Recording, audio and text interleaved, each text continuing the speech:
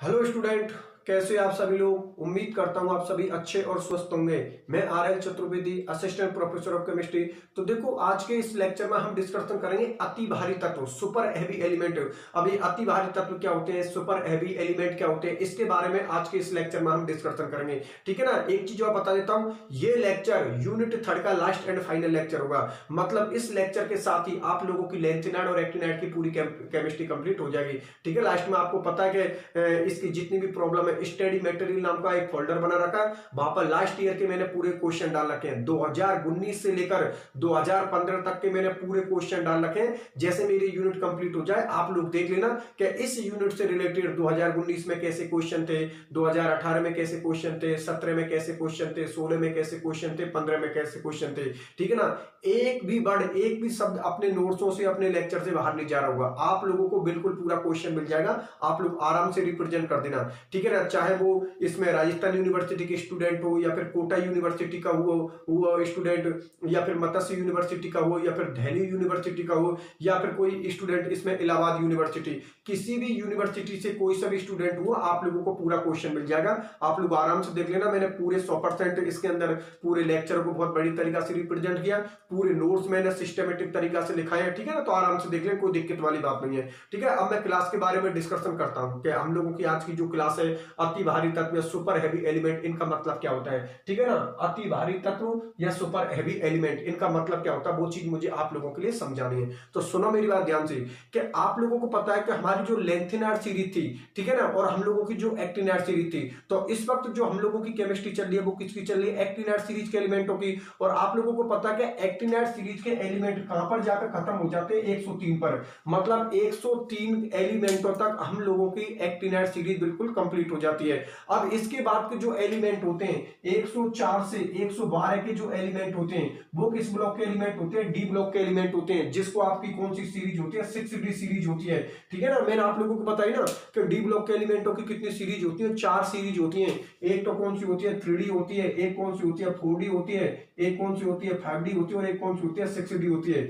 3D के element कहां से होते हैं, 21 से 30 तक, 4D के 39 से 48 तक, और 5D के आपको पता कहां से स्टार्ट होते हैं, 5D के स्टार्ट होते हैं 57, फिर 72 से लेकर 80 तक, और 6D के होते हैं 89, 104 से 112, 104 से 112 के, एक तो 89 को काउंट कर लो, और उसके बाद 104 से 112 के जो एलिमेंट होते हैं वो किसको होते हैं, 6D सीरीज के, या ऐसे बोल सकता हूं डी ब्लॉक के एलिमेंट होते हैं। ठीक है ना। तो 104 से 112 के जो एलिमेंट होते हैं, इनकी अभी कुछ टाइम पहले खोज हुई थी। ठीक है ना। तो इनके अभी तक कंप्लीट रूप से नाम क्लियर नहीं है, लेकिन फिर भी कुछ नाम आईयूपीएसी ने दिए हैं। ठीक है ना। कुछ नाम आईयूपीएसी ने दिए हैं, जिनका डिस्कशन मैं अभी करूंगा आप लोगों से। ठीक है ना। पहले तो मैं आप लोगों के लिए बता देता हूं कि यहां पर अति भारी तत्व, सुपर हैवी एलिमेंट का मतलब क्या है। तो देखो, 104 से 112 के जो एलिमेंट होते हैं वो डी ब्लॉक के एलिमेंट होते हैं। ठीक है ना। डी ब्लॉक के एलिमेंट होते हैं, और इनकी डेंसिटी क्या होती है, ज्यादा। इनकी डेंसिटी या घनत्व क्या होता है, बहुत ज्यादा होता है। ठीक है ना। इसीलिए इनको क्या बोलते हैं, अति भारी तत्व या सुपर हैवी एलिमेंट, या अति गुरु तत्व भी बोल सकते हो। बात आप लोग समझ में आ गई ना कि 104 से 112 के जो एलिमेंट होते हैं वो डी ब्लॉक के एलिमेंट होते हैं। ठीक है ना। इनका घनत्व क्या होता है, ज्यादा, और ज्यादा घनत्व, ज्यादा डेंसिटी होने की वजह से इनको अति भारी तत्व या अति गुरु तत्व, या फिर क्या बोलते हैं इंग्लिश में, सुपर हैवी एलिमेंट। मेरी बात आप लोग समझ में आ गई ना कि इनको अति भारी तत्व हम क्यों बोलते हैं, क्योंकि इनकी डेंसिटी ज्यादा होती है, ये डी ब्लॉक के एलिमेंट होते हैं। बात मेरी आप लोग समझ में आ गई ना। जैसे कि मैंने क्या बोली कि एक्टिनाइड सीरीज 103 पर अपनी बिल्कुल कंप्लीट हो जाती है। जैसे ही हम लोगों की एक्टिनाइड सीरीज कंप्लीट होती है, उसके बाद 104 से 112 के एलिमेंट होते हैं, वो डी ब्लॉक के एलिमेंट होते हैं। और डी में भी किस सीरीज को होते हैं, 6D सीरीज को होते हैं, जिसको हम अपूर्ण श्रेणी भी बोलते हैं। क्योंकि आप लोगों को पता है 104 से 112 के एलिमेंट हुए, एलिमेंट है, इनकी अभी कुछ टाइम पहले खोज हुई थी, जिनके नाम आज भी क्लियर नहीं है। इनके कुछ नाम आईयूपीएसी ने दिए हैं। ठीक है ना। जिनका डिस्कशन अभी हम लोग करेंगे आप लोगों के सामने। ठीक है ना। आईयूपीएसी नोमेनक्लेचर किस तरीका से करोगे इन एलिमेंटों का, वो मैं अभी आप लोगों के लिए सिखा दूंगा। ठीक है ना। पहले तो ये बात बताओ, ये बात आप लोग समझ में आ गई ना, क्या अति भारी तत्व किनको बोलते हैं, कि जिनकी डेंसिटी क्या होती है, ज्यादा होती है। डेंसिटी ज्यादा होने की वजह से 104 से 112 के एलिमेंटों को हम क्या बोलते हैं, अति भारी तत्व, या फिर अति गुरु तत्व, या इंग्लिश में क्या बोलते हैं, सुपर हैवी एलिमेंट, क्योंकि इनकी डेंसिटी ज्यादा होती है। ठीक है ना। अब ये चीज मैंने क्लियर करी थी आप लोगों के लिए कि 104 से 112 के एलिमेंट होते हैं, उनकी अभी खोज हुई है, तो उनके नाम नाम अभी तक सही तरीका से क्लियर नहीं है कि इनके क्या नाम दें, लेकिन फिर भी कुछ नाम दिए गए हैं। वो किसने दिए थे? आईयूपीसी सिस्टम ने, ठीक है ना। तो आईयूपीसी ने इनका नोमेनक्लेचर किस तरीका से किया है वो मैं आप लोगों के लिए समझाऊंगा कि आईयूपीसी का अकॉर्डिंग इनका नोमेनक्लेचर आप कैसे करोगे, ठीक है ना। तो एक काम करता हूं, पहले आईयूपीसी ने एक सीरीज दी है, एक टेबल दी है, वो टेबल मैं आप लोगों के सामने बना देता हूं। उसके बाद में मैं आपको नोमेनक्लेचर सिखाऊंगा कि आईयूपीसी का अकॉर्डिंग आप नोमेनक्लेचर कैसे करोगे। 100 मतलब 100 से काउंट कर लो, 100 से लेकर जो आगे के एलिमेंट है उनका नोमेनक्लेचर आप किस तरीका से करोगे, वो नोमेनक्लेचर हम लोगों के लिए किसने बताया? आईयूपीसी ने। तो ठीक है ना, मैं एक काम करता हूं, यहाँ पर टेबल बना देता हूं। टेबल बनाने के बाद फिर मैं आप लोगों के लिए सिखाऊंगा कि इनका आईयूपीसी नोमेनक्लेचर आप किस तरीका से करोगे, किस तरीका से इनके सिंबल बनाओगे, ठीक है ना। वो सारी चीजों को डिस्कशन करूंगा। पहले मैं आप लोगों के लिए टेबल बना देता हूं। चलो ठीक है, तो इसको मिटाकर टेबल बना देता हूं आप लोगों के लिए।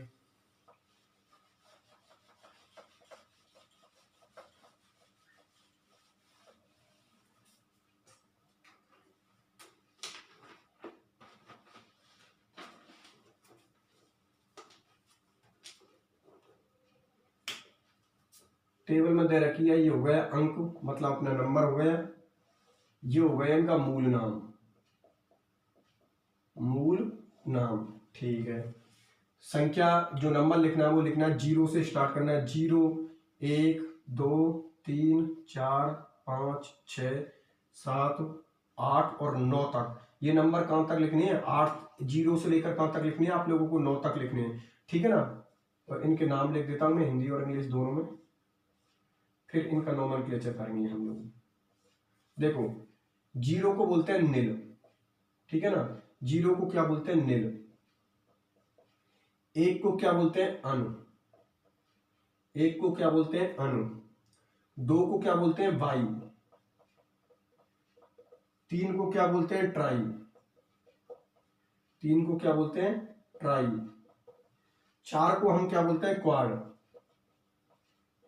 4 को हम क्या बोलते हैं? क्वाड। 5 को हम क्या बोलते हैं? पेंट। 5 को हम क्या बोलते हैं? पेंट। 6 को हम क्या बोलते हैं? हेक्स। 6 को हम क्या बोलते हैं? हेक्स। 7 को हम क्या बोलते हैं? सेप्टो। 7 को हम क्या बोलते हैं? सेप्टो। 8 को हम क्या बोलते हैं? ऑक्टो। और 9 को हम क्या बोलते हैं? इन। 9 को हम क्या बोलते हैं? इन, ठीक है ना। अब देखो आप लोग बोर्ड की तरफ, अब आपको सिखाता हूं कि इनका आईयूपीसी नोमेनक्लेचर आप किस तरीका से करोगे, ठीक है ना। देखो आप लोग बोर्ड की तरफ देखो, अब मैं आपको इनके प्रतीक बनाना सिखाता हूं कि इनके सिंबल आप लोग किस तरीका से बनाओगे, इनका नोमेनक्लेचर आप किस तरीका से करोगे, ठीक है ना। एक बार टेबल पर और नजर मार लेते हैं। देखो सुनो मेरी बात, आप लोगों को क्या करना है? 0 से लेकर 9 तक की गिनती लिखनी है, ठीक है ना। 0 से लेकर 9 तक की गिनती लिखनी है, और उन सबके नाम, जैसे 0 को हम क्या बोल रहे हैं? नील। इसको क्या बोल रहे हैं? Un, bi, tri, quad, pent, hex, sept, oct, enn, ठीक है ना। ये तो उनके नाम दे दिए आईयूपीसी ने। और इनका जो अनुलग्न होता है, इनका जो सफिक्स होता है ना, अनुलग्न, इनका जो अनुलग्न होता है वो होता है इयम। इनका जो अनुलग्न होता है वो कौन होता है? इयम, IUM, ठीक है ना। अनुलग्न क्या होता है? इयम, जिसको हम किस में शो करते हैं? IUM। अनुलग्न कौन सा होता है? इयम। चलो ठीक है, मेरी बात आप लोगों को समझ में आ गई, ठीक है ना। अब आप किसी का भी नोमेनक्लेचर कर सकते हो, आप किसी का भी सिंबल बना सकते हो। जैसे सपोज करो मुझे 101 का बनाना है, ठीक है ना। 101 का नोमेनक्लेचर करना है मुझे, तो बात करते हैं यहां पर हम 101 की, ठीक है ना। ध्यान से समझना आप लोग, 101 की बात करते हैं। तो देखो आप लोग देखते चलो, 101 के अंदर पहले हम 1 की बात करेंगे, फिर 0 की बात करेंगे, फिर 1 की बात करेंगे, और लास्ट में उसके क्या लगा देंगे? अनुलग्न, अर्थात सफिक्स को लगा देंगे। अनुलग्न को इंग्लिश में क्या बोलते हैं? सफिक्स बोलते हैं। तो देखो 1 को क्या बोल रहे हैं? देखो 1 को क्या बोल रहे हैं? अन। 1 को हम क्या बोल रहे हैं? अन, ठीक है, यहां पर डैश कर दिया।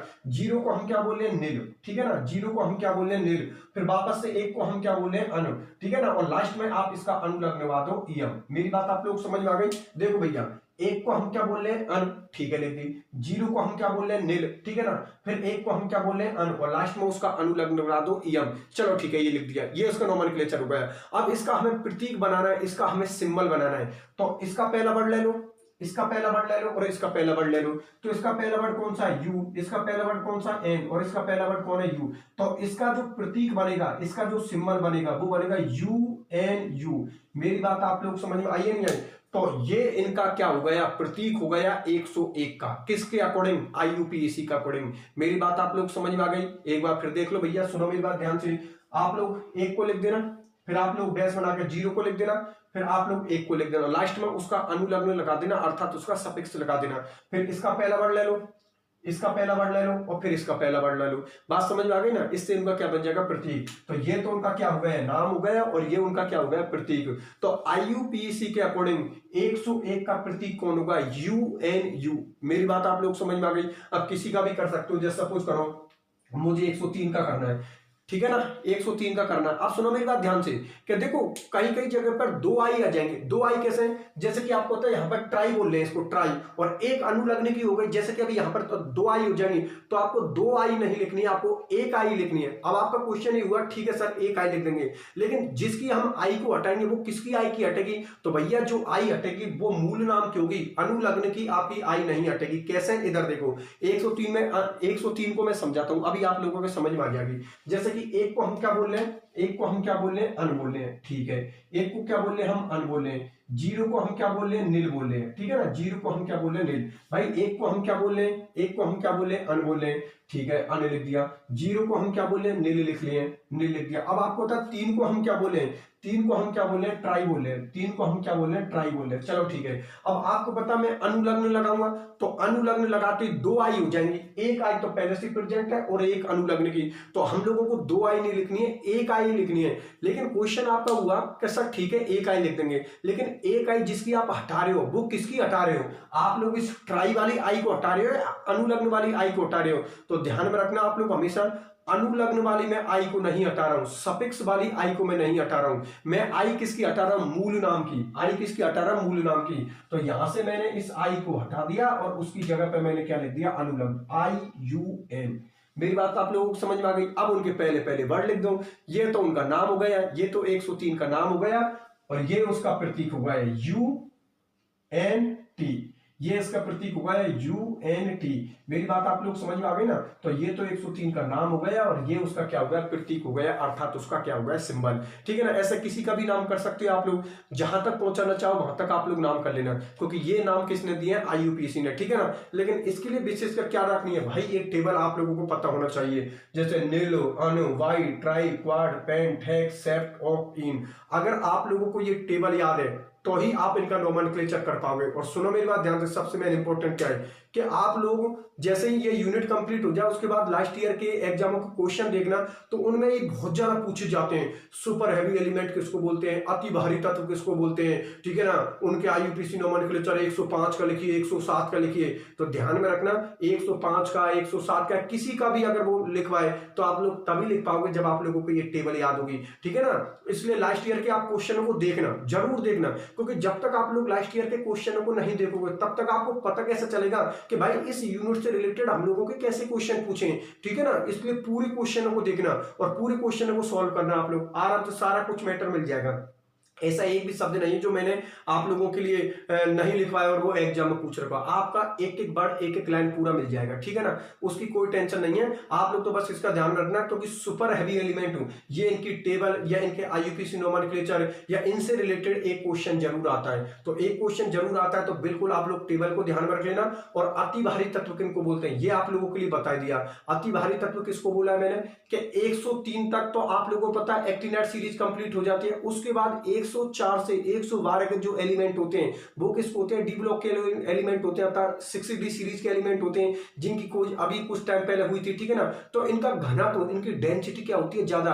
और ज्यादा डेंसिटी होने की वजह से इन तत्वों को हम क्या बोलते हैं? अति भारी तत्व या अति गुरु तत्व, या इंग्लिश में क्या बोलते हैं? सुपर हैवी एलिमेंट, ठीक है ना। तो इनका नोमेनक्लेचर हम कैसे करें? तो इनके नोमेनक्लेचर के लिए IUPAC ने कुछ नोमेनक्लेचर इनका बताया और उसमें कुछ रूल दिए। रूल के अंदर उन्होंने एक टेबल बनाई थी और टेबल के अंदर उन्होंने सबके नाम बता दिए कि 1 को क्या बोलोगे, 0 को क्या बोलोगे, 2 को क्या बोलोगे, 3 को क्या बोलोगे, सारे के नाम शो कर दिए। और लास्ट में उनका लिखना आपको अनुलग्न अर्थात सफिक्स लिखना। जैसे कि मैंने किसका नाम लिखा? 103 का लिखा, तो पहले आप लोग 1 का नाम लिख देना, फिर डैश लगा देना, फिर किसका लिख देना? 0 को लिख देना, फिर 3 का, लास्ट में उसका क्या लग देना? अनुलग्न। अगर आप लोगों के लिए 2 आई आ रही है, 2 आई कहां पर आएंगे? देखो 1 आई तो यहां पर आएगी, एक किसमें आएगी, एक किसमें आएगी, और तो कहीं पर नहीं आ रही। देखो और तो कहीं पर नहीं आ रही, एक आई तो यहां पर आ रही है, एक आई यहां पर आ रही है। तो दो आई आप लोगों को नहीं लिखनी है, एक ही आई लिखनी है आप लोगों को। और आई हटाने किसकी है? अब आप बोलोगे सर ठीक है ये बात तो मान ली, ठीक है ना, लेकिन आई हटाने किसकी? तो आप लोगों की जो आई हटेगी वो किसकी हटेगी? मूल नाम की।